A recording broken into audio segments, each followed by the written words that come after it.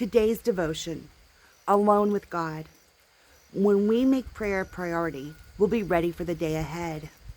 Mark 1:35-39. In the early morning, while it was still dark, Jesus got up, left the house, and went away to a secluded place and was praying there. Simon and his companions searched for him. They found him and said to him, "Everyone is looking for you." He said to them, "Let us go somewhere else to the towns nearby so that I may preach there too also.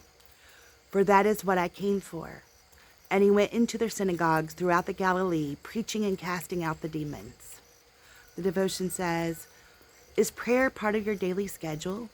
In thinking about your answer, don't include times when your attention is divided. Consider only the occasions when you're fully focused on Him.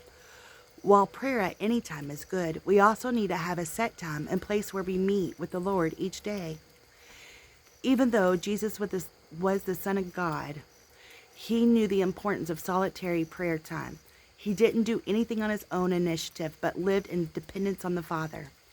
In today's reading, we don't know exactly what Jesus prayed, but when the disciples interrupted His morning prayer time, it was obvious that in communicating with His Father, He'd received direction for the day to go somewhere else to preach. Jesus was the perfect example of a Spirit-led life. Since we are to follow His footsteps, wouldn't it make sense for us to meet with God in preparation for the day? Psalms 5:3. In the morning, O Lord, you will hear my voice. In the morning, I will order my prayer to you and eagerly watch.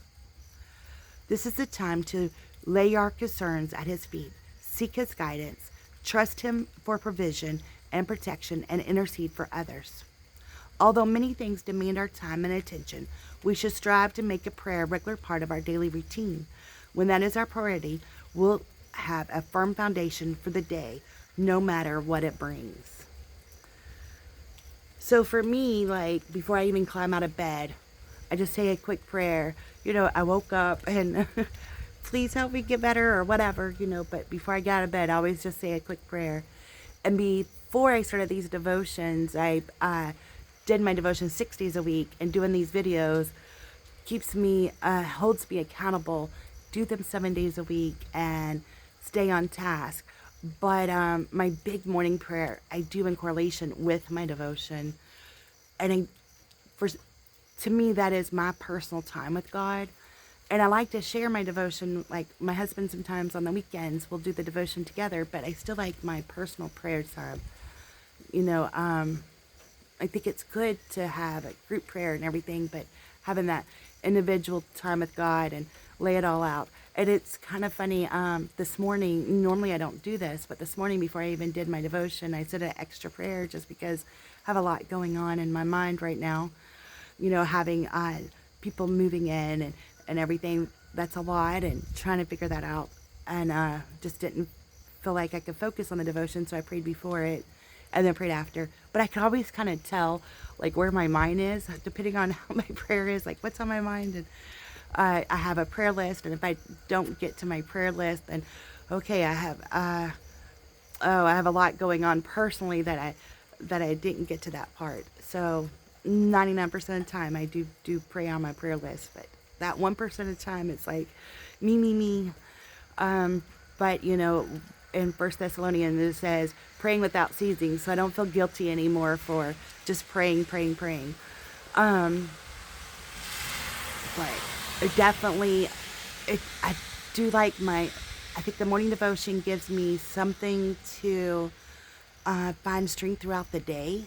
That's why I like it so much, because sometimes life gets so hard, and if I do that first thing, and then I can just hold on to that devotion all day, even if it wasn't directed at what's going on, it just gives me that strength. I know that sounds kind of strange, but and then the prayer, I think praying with that and doing all that, it just gives strength and focus, because sometimes it is so easy to get distracted, like allowing other things to become priority and not God's path. I know I'm going through that right now. It's like, okay, what would God want me to do? What's that little saying we used to have? The little bracelets, WWJD, what would Jesus do? So it's trying to stay focused on that, but I don't always succeed, but I'm working on it. So, sorry, I did this. It's raining outside, so I couldn't go in the backyard. And that's like, it talked about having your secluded place. I love my backyard.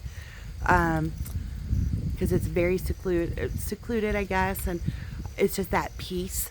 So that's why I like doing my devotions back there. That's where my dogs are buried, and I don't know. It's just like I get really good energy, and I just feel really close to God back there for some reason. But this morning we are on the porch because it is raining.